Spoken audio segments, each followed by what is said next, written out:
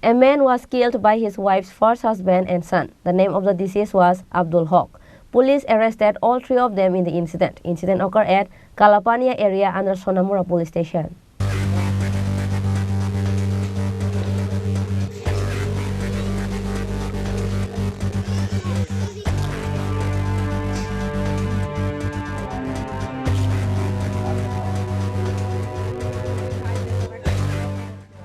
Abdul Haq is a resident of Kalapania area under Sonamura police station. Currently, he lives in Tamsabari area on rent. His first wife's marriage with Mir Hussain, a resident of Kalapania area, got divorced 3 years ago. Then, Abdul Haq married Mir Hussain's first wife. After the marriage, Abdul Haq and his wife lived in a rented house in Tamsabari area.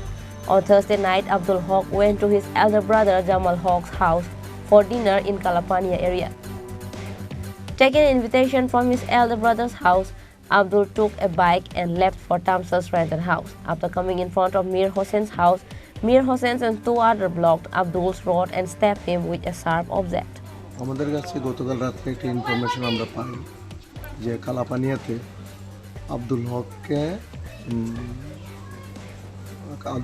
হকের উপর আক্রমণ করা হয়েছে।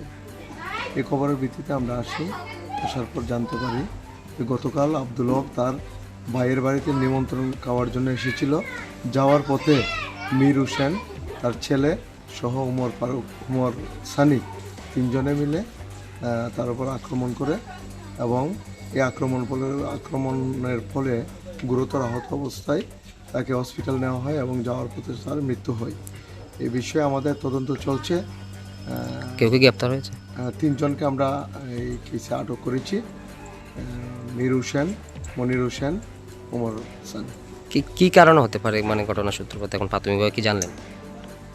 এখন পর্যন্ত যতটুকু জানা যায় মীর হোসেন তার প্রথম স্ত্রী ছিল, স্ত্রীর সঙ্গে তার ডিভোর্স হয়ে গেছে। ডিভোর্স হয়ে যাওয়ার পরে যে আব্দুল হক যে মৃত্যু হয়েছে সে বিয়ে করেছে, ওই বিষয়টা নিয়ে তাদের মধ্যে একটা কলহ ছিল। এই কলহকে কেন্দ্র করে এই ঘটনাটি ঘটেছে। Police assume that Abdul Haq was married to Mir Hussain's first wife. There was trouble between them about this. Initially, it is believed that Abdul Haq was killed due to this trouble. The police are investigating the whole incident.